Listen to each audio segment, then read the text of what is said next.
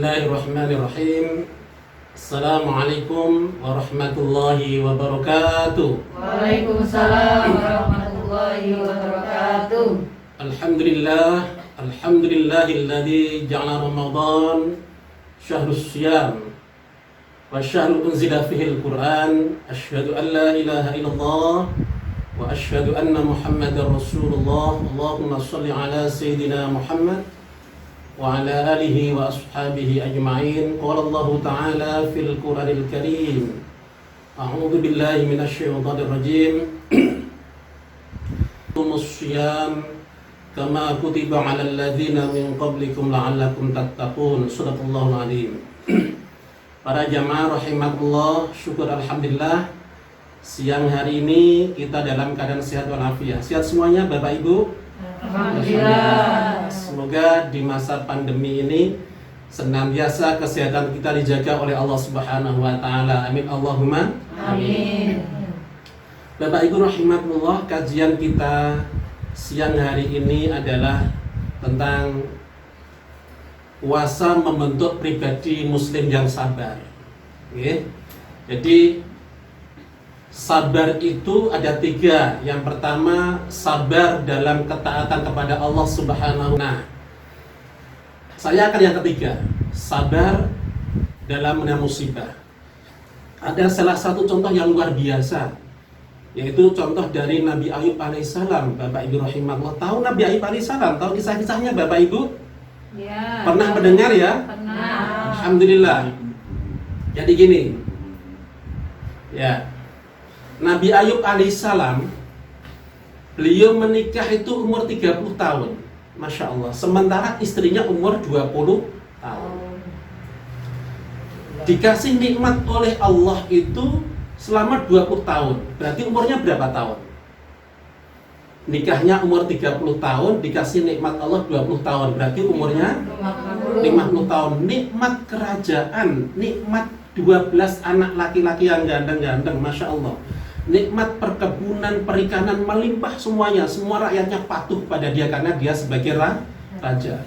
Akhirnya Bapak Ibu para jamaah rahimakumullah, Nabi Ayub alaihissalam itu dengan nikmat yang luar biasa sampai iblis itu iri. Dia mengadu pada Allah Subhanahu wa taala, "Ya Allah, pantas ya Allah, Nabi Ayub kau beri nikmat, dia patuh pada Engkau. Nabi Ayub taat takwa kepada Engkau karena kenikmatan yang luar biasa Engkau berikan pada Nabi Ayub alaihissalam." Akhirnya benar Allah menguji Nabi Ayub alaihissalam. Masya Allah. Di tahun pertama, Masya Allah, di tahun yang pertama Allah menguji. Yang pertama adalah di hari pertama penyakit kusta. Tahu kusta Bapak Ibu? Kusta. Semua sekujur tubuhnya kena penyakit kusta. Di hari yang kedua ada gempa bumi yang luar biasa yang dahsyat. Semua anak-anaknya 12 meninggal, semuanya mati. Di hari yang ketiga semua perkebunan, semua perikanan kena badai, hancur semuanya. Dalam 3 hari dia kena penyakit kusta. Yang kedua, di hari yang kedua 12 anaknya meninggal. Di hari yang ketiga semua perkebunan, kekayaannya kena badai dan hancur lulantah. Dia jatuh miskin. Masya Allah. Bapak Ibu rahimahullah, saat itu Nabi Ayub sampai dikhawatirkan oleh rakyatnya kena penyakit kusta sampai rakyatnya ingin ngusir dia. Coba bayangkan. Akhirnya dia mengisolasi diri tengah hutan dengan istrinya. Alhamdulillah para jamaah ibu-ibu, istrinya itu setia, manut luar biasa. Diajak untuk isolasi diri ke tengah hutan. Masya Allah, setelah di tengah hutan, dari hidup yang nikmat luar biasa di tengah kerajaan, hidup mewah di istana yang megah, tapi akhirnya dia hidup di tengah hutan dengan istrinya di gubuk reog. Masya Allah. Saat itu Bapak Ibu rahimakumullah, dia umur 30 tahun menikah, dikasih nikmat oleh Allah 20 tahun, diuji oleh Allah di tengah hutan, baru 18 tahun dengan penyakit kusta yang luar biasa. Istrinya bilang begini, "Wahai suamiku, berdoalah engkau kepada Allah. engkau kan nabi, engkau rasul. Sungguh doamu itu mustajabah. Setidaknya kalau kamu sembuh dari penyakit kusta, kata istrinya, kamu bisa berdakwah. Akhirnya para jamaah rahimakumullah, Nabi Ayub alaihissalam menjawab, wahai istriku yang tercinta, sudah berapa lama kita diuji Allah di tengah hutan ini? Isolasi mandiri kayak begini. Baru 18 tahun. Terus kisah kita dikasih kenikmatan oleh Allah berapa tahun? 20 tahun. Kata Nabi Ayub, enggak match. Saya sungkan kepada Allah. Dikasih kenikmatan oleh Allah 20 tahun, baru diuji oleh Allah 18 tahun. Yakin Nabi Ayub alaihissalam, Bapak Ibu, bahwa la yukallifullahu nafsan illa wus'aha. Allah itu tidak menguji hambanya, pasti ada batasnya. Dan Nabi Ayub tahu ujian Allah itu ada expirednya. Fa inna ma'al usri yusra. Yakin bahwa setelah ada kesulitan pasti ada kemudahan. Nah, baru 20 tahun diuji oleh Allah, dia di tengah hutan baru berdoa, dan doa ini diabadikan oleh Allah dalam surat Al-Anbiya ayat 83 sampai 84. Nanti dibuka sendiri ya. Surat Al-Anbiya ayat 83 sampai ayat 84. Doanya begini, doa yang luar biasa oleh Nabi Ayub alaihissalam. A'udzubillahi minasyaitonir rajim. Wa ayyuba idz nada rabbahu anni massanad-durr wa anta arhamur rahimin. Wa ayyuba idz nada rabbahu, ketika Ayub berdoa kepada Tuhannya, anni massanad-durr, ya Allah, engkau telah timpakan penyakit kulit kepadaku. Wa anta arhamur rahimin, sungguh engkau maha penyayang dari segala yang penyayang. Masya Allah, doanya nggak aneh-aneh, hanya wa anta arhamur rahimin. Nggak minta gini, ya Allah kembalikan anakku, kembalikan kekayaanku, kembalikan kerajaan, nggak begitu. Dan sembuhkan penyakit kulitku, Ustaz, nggak begitu, tapi wa anta arhamur rahimin. Masya Allah, akhirnya Allah menjawab di Al-Anbiya 84.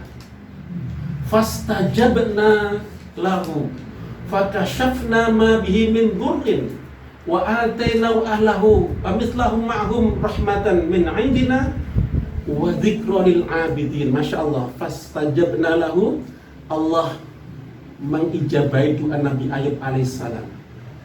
Fakashafna ma bihi min dhurrin, maka Allah melenyapkan penyakit kulitnya Nabi Ayub alaihissalam.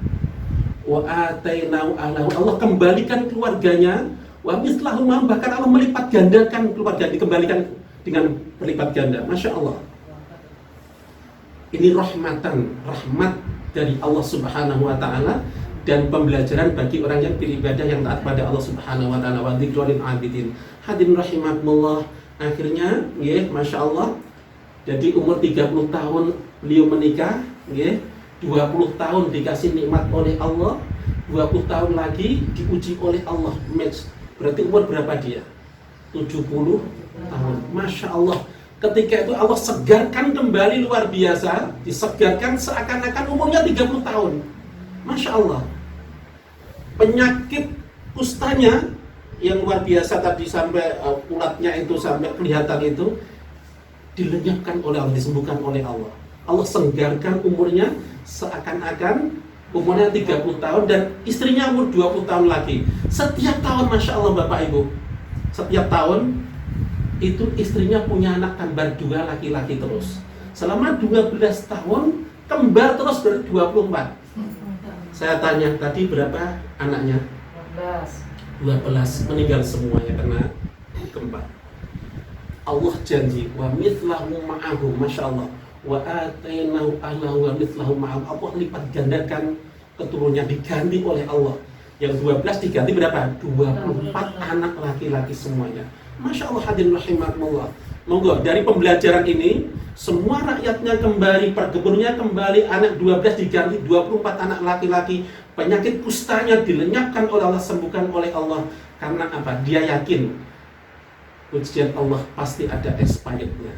Jadi para jamaah, dari kisah Nabi Ayub ini, yang pertama Nabi Ayub alaihissalam itu diuji oleh Allah dia bertakwa kepada Allah, sabar kepada Allah, walaupun dikasih kenikmatan tetap bertakwa. Dikasih kemelaratan, diuji oleh Allah, dia tetap bersabar dan bertakwa kepada Allah Subhanahu wa Ta'ala. Allah janji benar, hadirin rahimakumullah, ya. At-Tolak ayat 2, 3 sampai 4, ya. Allah berfirman, janjinya begini. Wa may yattaqillaha yaj'al lahu makhraja wa yarzuqhu min haitsu la yahtasib. Barang siapa yang bertakwa pada Allah Subhanahu wa Ta'ala, Allah akan memberi jalan kemudahan, memberi jalan keluar. Wa yarzuqhu min haitsu la yahtasib, dan Allah akan memberi rezeki yang datanya tidak disangka-sangka. Di situ ayat yang keempat juga, wa may yattaqillaha yaj'al lahu min amrihi yusra. Allah janji, barang siapa yang bertakwa pada Allah Subhanahu wa Ta'ala, Bapak Ibu, maka Allah memberikan segala persoalannya dimudahkan oleh Allah Subhanahu wa Ta'ala. Insya Allah, Bapak Ibu rahimahullah, di masa pandemi ini, ya, walaupun pandemi tetap sabar bertakwa kepada Allah, dikasih nikmat tetap menjalankan syariat Allah. Seperti Nabi Ayub alaihissalam, Allah janji ada jalan keluar. Al-Baqarah 183, insya Allah Allah berfirman, ya ayyuhalladzina amanu ista'inu bis-sabri was-shalah innallaha ma'as-sabirin. Monggo guru ini dibaca. Ya ayyuhalladzina amanus Ta'inu bis-sabri was-shalah innallaha ma'as-sabirin. Ulangi lagi. Ya. Ulangi lagi. Bu Ninis ya namanya ya? Dari jamaah ini setia sekali, jamaah kok Jaluh ini. Monggo. Ya ayyuhalladzina amanu ista'inu bis-sabri was-shalah innallaha ma'as-sabirin. Masya Allah, ini termasuk jamaah yang luar biasa. Jadi, wahai orang-orang yang beriman, kata Allah, mintalah tolong kepada Allah dengan dua jalan. Yang pertama, sabar. Yang kedua adalah dengan jalan sholat. Nah, Bapak Ibu rahimakumullah, di masa pandemi ini, nggih, monggo puasa tahun 1442 Hijriah ini benar-benar puasa yang mendidik kita, membentuk kita supaya kita punya sikap yang sabar. Insya Allah, nggih, insya Allah kalau kita tetap sabar dalam menjalankan perintah Allah, sabar dalam menjauhi larangan Allah Subhanahu wa Ta'ala, dan sabar ketika kita dalam kesulitan dan musibah apapun. Insya Allah kesabaran itu akan mengangkat derajat kita. Semoga hadirin rahimakumullah, yang terakhir tetap kita di mana saja memakai masker. Yang kedua, jaga jarak.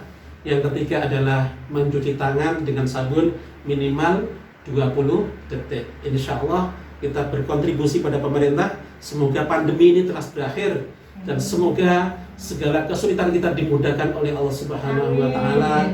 Putra putri kita jadi putra yang soleh dan solehah, keluarga kita jadi keluarga yang sakinah mawaddah warahmah, dan semua saja kita yang hadir di studio yang tercinta yang luar biasa nih, studio Pok Jaluh Surabaya ini, tentunya studio keren. Kita bisa berziarah sama-sama ke Makkah dan Madinah. Amin Allahumma amin. Aku liqouli hadza wastaghfirullakum innahu huwal ghafurur rahim. Assalamualaikum warahmatullahi wabarakatuh. Waalaikumsalam warahmatullahi wabarakatuh.